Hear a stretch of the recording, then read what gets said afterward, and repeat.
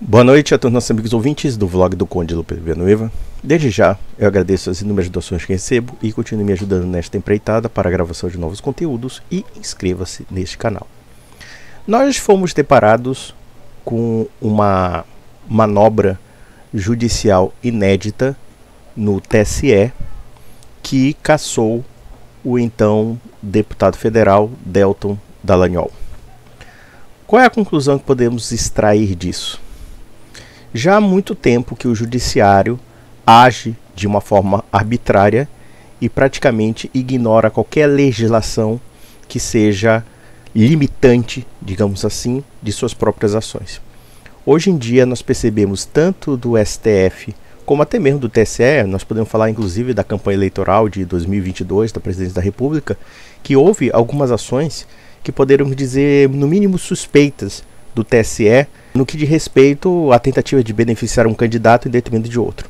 Eu não vou tocar na questão da fraude, porque pelo menos nesse aspecto eu acho que realmente, pelo que foi avaliado, não se comprovou nada sobre o assunto. Porém, com relação à propaganda, com relação a inúmeras situações, houve algo bastante nebuloso no TSE. E no caso do julgamento do Deltan Dallagnol foi realmente escandaloso, justamente porque ele foi cassado por uma manobra do Tribunal Superior Eleitoral que se baseou não somente em fatos inexistentes, como também não amparados pela legislação. Eles criaram um precedente jurídico que praticamente enfraquece e torna os deputados e os senadores reféns de qualquer manobra judicial. Nós sabemos que os deputados e senadores têm imunidade parlamentar, têm inúmeras prerrogativas para o exercício de seus cargos. E o TSE criou um precedente jurídico estranho, ou seja, de que o Deltan Dallagnol, embora não tenha tido nenhum processo de natureza administrativa vigente, e nós temos que entender que a lei da ficha limpa restringe, né, a questão das candidaturas no que diz respeito a pessoas do Ministério Público ou da magistratura que estejam com algum tipo de processo administrativo, e eles partiram do pressuposto de que, embora o Deltan Dallagnol não tivesse nenhum processo administrativo, haveria a possibilidade de se reclamar um processo administrativo. É a mesma coisa que dizer, por exemplo, que você poderia ser cassado porque, ainda que você não fosse processado por ninguém, alguém poderia te processar. É uma das decisões mais bizarras e absurdas e que revela muito bem a intenção política por trás, principalmente daquelas pessoas que estiveram envolvidas com a Operação Lava Jato. E aqui nós podemos tirar também uma outra conclusão desta decisão que cassou o deputado Dallagnol. Primeiro, a classe política ficou traumatizada com a Operação Lava Jato. O que isso significa na prática? É que nós tivemos uma situação inédita neste país de uma classe política que gozava da mais completa impunidade indo para a cadeia. Ou seja, aquelas pessoas que passaram anos sugando o erário público, anos fazendo esquemas de corrupção absurdos, saqueando o contribuinte, enfim, todo esse pessoal foi para cadeia. Então a Lava Jato inaugurou um precedente inédito que realmente não somente assustou a classe política, como apavorou. E agora, com a volta do presidente Lula, nós estamos vendo uma tentativa, ainda que desesperada, dessa mesma oligarquia política que conseguiu, digamos assim, se safar desse movimento de moralização da coisa pública. Ou seja, eles estão querendo simplesmente restaurar uma situação de status quo, mas com métodos completamente autoritários e cínicos. Em outras palavras, eles perceberam que, para reverter o quadro, eles teriam que simplesmente extrapolar qualquer sentido do escrúpulo, como também extrapolar qualquer sentido no plano da legalidade. Só que existe um porém em torno disso. E nós temos que entender que este processo se inicia com a ascensão do Bolsonaro ao poder. Pois bem, quando a direita começou a ascender na política com uma promessa, inclusive ligada, né, a esse elemento de moralização da Lava Jato, o que nós percebemos é que com a ascensão de Bolsonaro ao poder, esse projeto foi completamente desestabilizado e foi completamente desarticulado. Se existe uma pessoa que foi responsável pela volta do PT, foi o ex-presidente Jair Bolsonaro e os bolsonaristas. Os bolsonaristas foram cúmplices escandalosos da volta dessa velha oligarquia ao poder. Vejam, por exemplo, todo o processo de desestabilização da Lava Jato, que teve a contribuição tanto da esquerda como da direita. E por que isso? Porque o ex-presidente Jair Bolsonaro faz parte da mesma categoria política desse nível de pessoas que também querem, de certa forma, uma margem de impunidade. Até porque a Lava Jato, que conseguiu prender a alta cúpula do PT, conseguiu prender e colocar na cadeia vários elementos do PMDB, ameaçou o PSDB, ameaçou o PP, enfim, foi uma limpeza geral, também ameaçava esses novos grupos políticos em ascensão, entre os quais a direita. E eu vou mais além. Porque o STF, que até então parecia colaborar com a Lava Jato, de uma hora para outra acabou mudando? Porque a Lava Jato também ameaçou o STF. A gente sabe que se há um poder público que é uma verdadeira caixa preta no Brasil, é a magistratura, é o judiciário brasileiro. E em particular o STF. É de muito tempo que as ações do STF já deixaram de ser estritamente jurídicas, já deixaram de ser inspiradas no princípio da justiça para ser simplesmente ações políticas das mais descaradas e das mais escandalosas.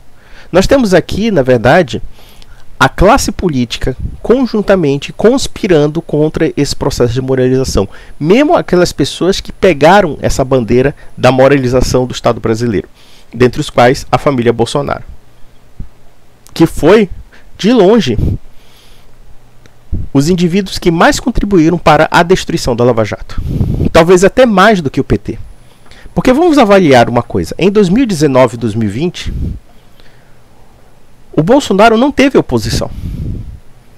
E, no entanto, o bolsonarismo destruiu a Lava Jato. Ou colaborou junto com o PT para destruir a Lava Jato. Colaborou com o STF, colaborou com tudo. Já começou com o boicote da CPI da Lava Toga. Nós sabemos muito bem que Jair Bolsonaro, Flávio Bolsonaro, toda essa galerinha boicotaram a CPI da Lava Toga porque tinha interesses, porque tinha julgamentos que envolviam o filho do presidente da República. Esse é o primeiro ponto. O segundo ponto foi a nomeação de um antilavatista e de um petista na Procuradoria-Geral da República, o senhor Augusto Aras. E toda essa corja bolsonarista apoiou. O terceiro ponto é a nomeação dos ministros supremos, em geral, antilavatistas. E que, inclusive, ajudaram a soltar o Lula. Ou, pelo menos, anular as sentenças da Lava Jato. Jair Bolsonaro tem toda a culpa pela ascensão do PT. E agora, o PT vem com a carga toda para instaurar o seu projeto totalitário. E por que isso?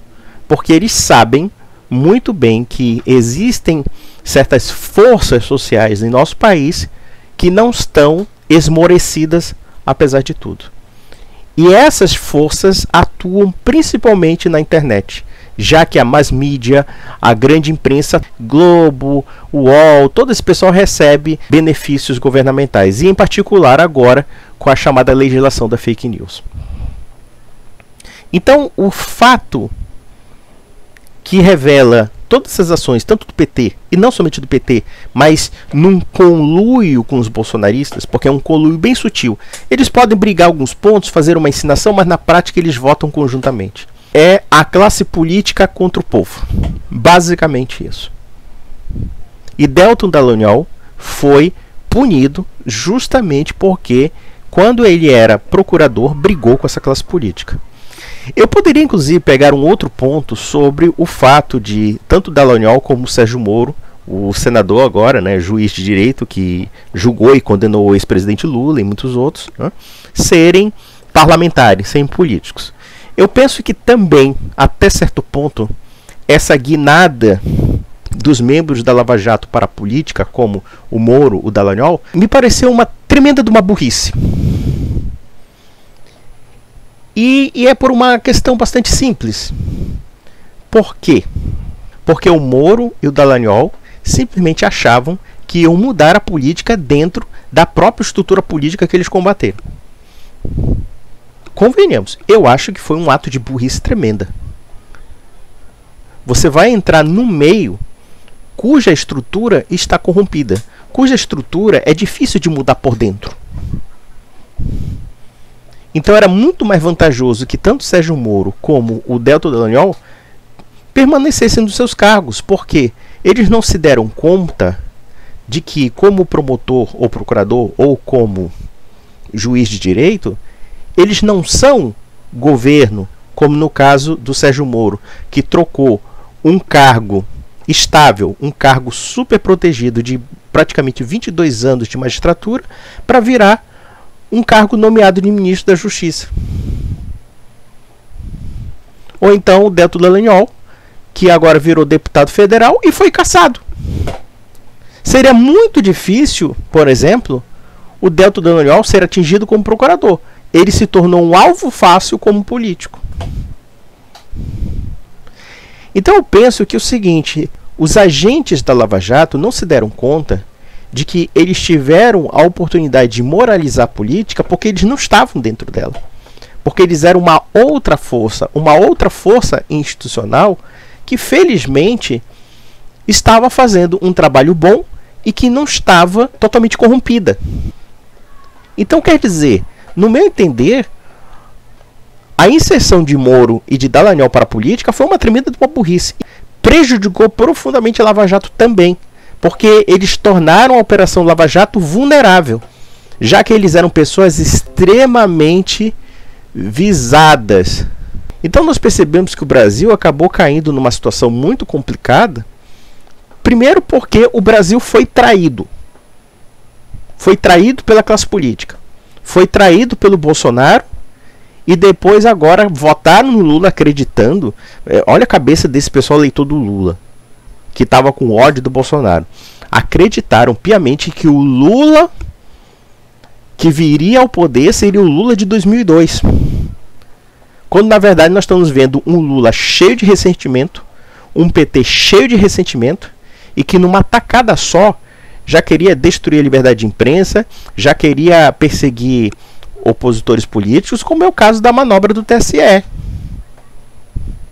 E isso sem prejuízo do STF, cada vez mais todo poderoso e cada vez mais sem limites na sua ação institucional.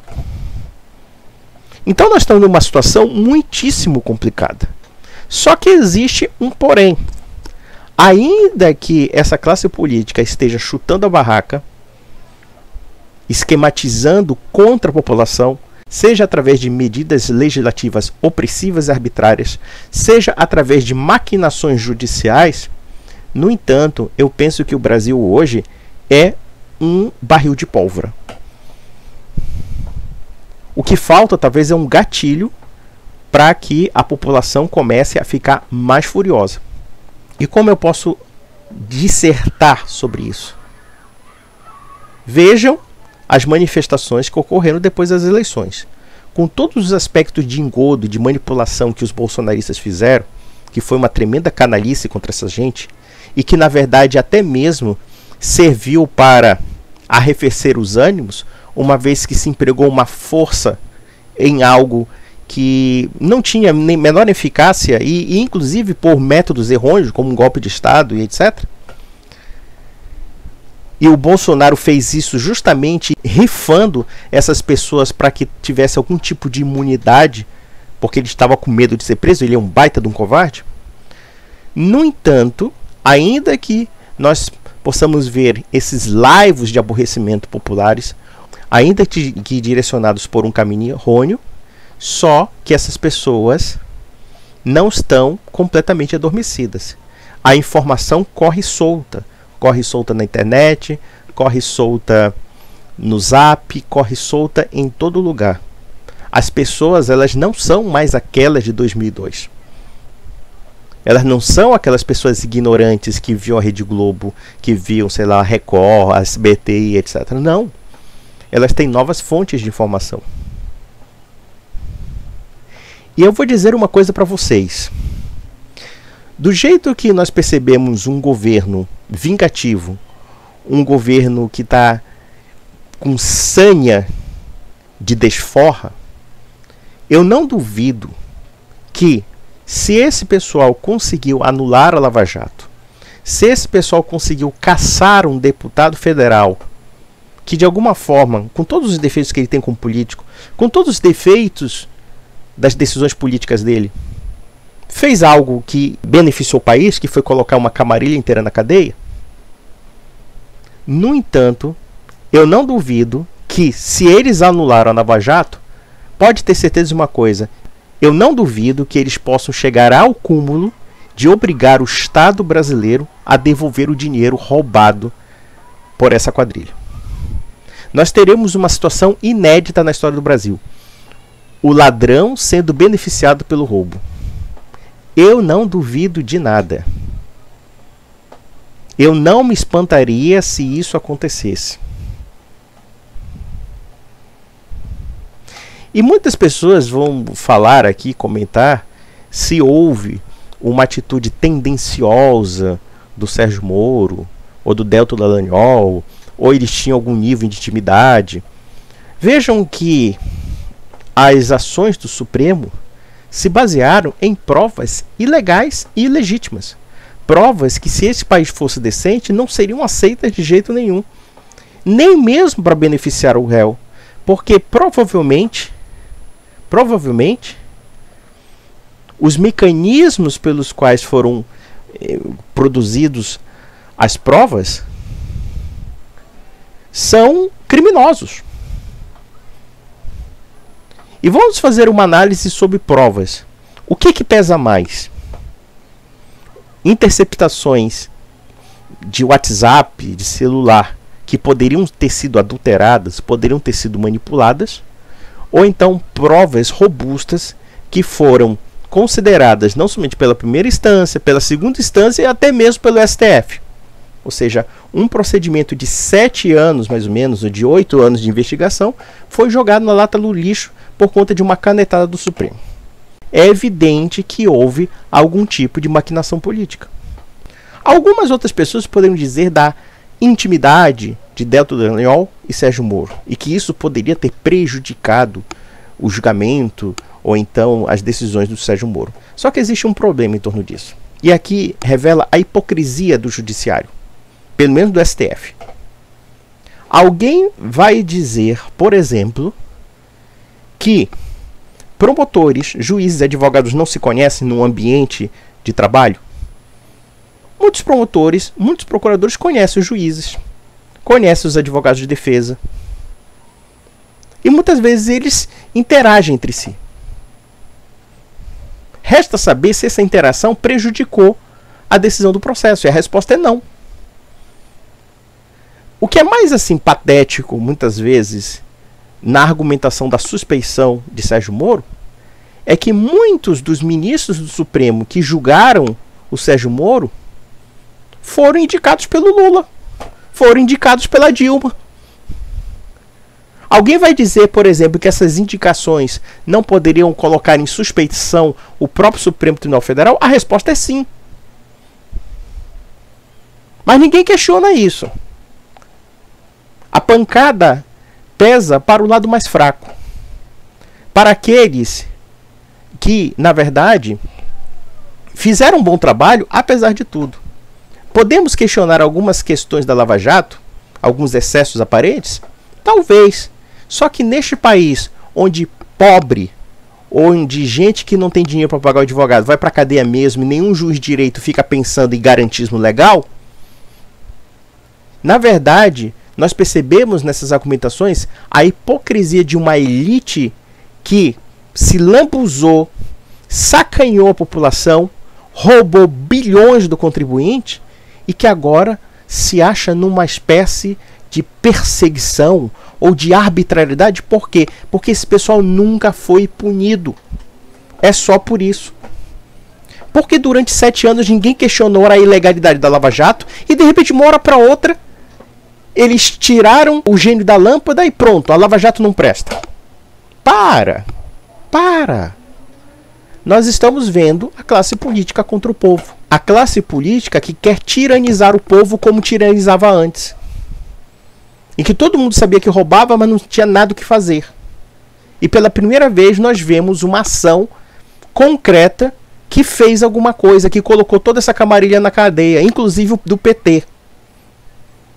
E o PT foi a parte mais prejudicada. E é por isso que agora eles estão com uma sanha de perseguir todo mundo. E, inclusive, com certeza, eles tentarão perseguir o ex-juiz Sérgio Moro. O delírio do Lula é ver Dallagnol e Sérgio Moro na cadeia. Sabe por quê? Porque botou corrupto na cadeia. Nós veremos coisas muito piores. Esperem para ver. Porque nós estamos vendo uma democracia cada vez mais decadente. Eu não sei nem se nós vivemos numa democracia, porque nós estamos vivendo numa situação tão anômala de um governo que quer censurar a internet, de um governo que quer premiar imprensa corrupta, de um governo que agora usa e abusa do judiciário, que está compactuando com isso, para criar mecanismos de destruição das liberdades civis. E isso sem prejuízo do que eu acho que pode acontecer: o contribuinte devolver o dinheiro para o ladrão. Então, meus amigos, é isso e até a próxima.